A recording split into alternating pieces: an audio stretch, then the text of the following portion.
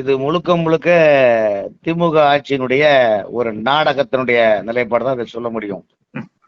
தேர்தல் ஆணையத்தால் அங்கீகரிக்கப்பட்ட தமிழகத்தில் உள்ள அரசியல் கட்சிகள் அனைவருக்கும் அழைப்பு கொடுத்து தமிழகத்தினுடைய எம்பிக்களின் சீட்டு எண்ணிக்கை குறைவாக இருக்கும் என்று யாரோ சொன்னாங்க.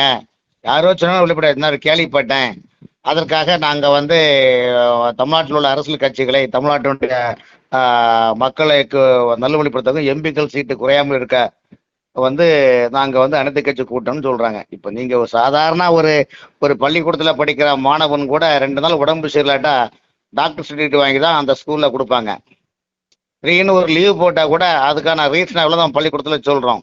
அதே போல ஒரு கோரிக்கை மனு கூட நம்ம மனுக்கள் மூலமா கொடுத்த பிறகுதான் அதுக்கு மனுக்கள் மேல என்ன சொல்றாங்க, எது செய்யறாங்க என்பது அது பிறகுதான் நம்ம அடுத்த கட்டத்தை மூவ்மெண்ட் பண்ணுவோம். இதுதான் தொழிற்சங்க தலைவர்களும் சரி, ஒரு பொதுநல சங்கங்களும் சரி, நம்முடைய உள்ளாட்சித்துறையில ஒரு கோரிக்கை லைட் ஏரியா இல்லையா, இல்ல ரோடு பொருளாட அந்த பொதுநல சங்கங்கள், தெருமக்கள், ஊர்ல உள்ள அந்த நகர்ல வாழக்கூடிய மக்கள் கூட்டு கையெழுத்து வாங்கி அந்த சம்பந்தப்பட்ட தலைவரையோ சம்பந்தப்பட்ட அதிகாரியை கொடுத்து மனு கொடுத்து அதன் மூலம் அந்த அந்த கொடுக்கக்கூடிய மனுக்கள் மீது நடவடிக்கை எடுக்க தான் உண்மையான ஒரு நிலைப்பாடு. ஆனால் எந்த விதமான மத்திய அரசுல இந்த மாதிரி என்ன பண்ணணும், அப்படிப்பட்ட முதலமைச்சர் தமிழ்நாட்டின் மக்கள் மீது நல்ல எண்ணம் கொண்டு தமிழ்நாட்டில் உண்மையிலே இந்த மாதிரி ஒரு கோரிக்கை இந்த மாதிரி இருக்குதுங்கன்னு சொன்னா முதலமைச்சர் வழக்கமாக பாரத பிரதமருக்கு கடிதம் எழுதுவார், தேர்தல் ஆணையத்துக்கு கடிதம் எழுதுவார், சம்பந்தப்பட்ட துறைக்கு கடிதம் எழுதுவார். இது வழக்கம். அதே போல ஐயா இந்த மாதிரி நாங்கள் கேள்விப்பட்டிருக்கோம், இதனால எங்களுடைய மாநிலத்துக்கு நீங்கள் இந்த மாதிரி எம்பிக்கள் எண்ணிக்கை குறைக்க போகிறீர்களா,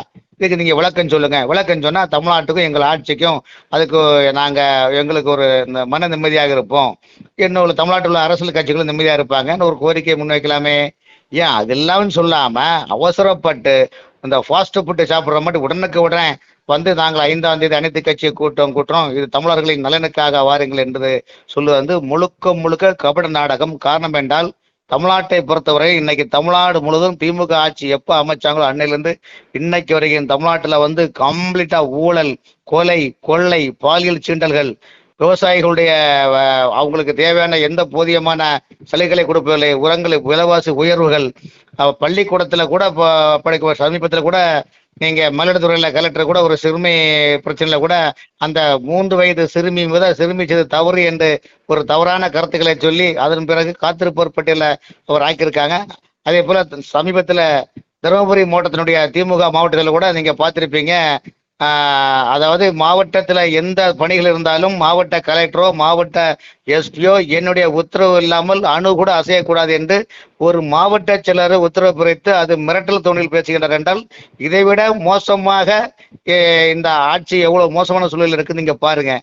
அதனாலதான் இன்னைக்கு தமிழ்நாட்டில் பொறுத்த வரைக்கும் தமிழ்நாட்டினுடைய அரசு பணியாளர்களுடைய ஊழியர் சங்கங்கள் கோரிக்கைகளை கூட அவங்க நிறைவேற்றல, அரசு மருத்துவர்களுடைய அந்த கோரிக்கை கூட நிறைவேற்றல, கொரோனாவில் உயிரிழந்த அரசு டாக்டர்களுக்கு அந்த குடும்பங்களுக்கு இன்னும் இந்த அரசு எந்த விதமான வேலைவாய்ப்பை கொடுக்கல, எந்த விதமான முக்கியத்துவம் கொடுக்கல. இப்படி அரசு துறையில இருக்கக்கூடிய அனைத்து ஊழியர் சங்கங்களும் அரசு அதிகாரிகளும் கொதிச்சு போயிருக்கிறாங்க. நேர்மையான அதிகாரிகளால் தமிழ்நாட்டில் வேலை செய்ய முடியல, அத்தனை துறை ஊழல் காட்டார் போல் ஓடுகின்றது. தமிழ்நாட்டினால இந்த ஆட்சியினால மக்களும் நிம்மதி இழந்து காணப்படுகின்றார்கள்.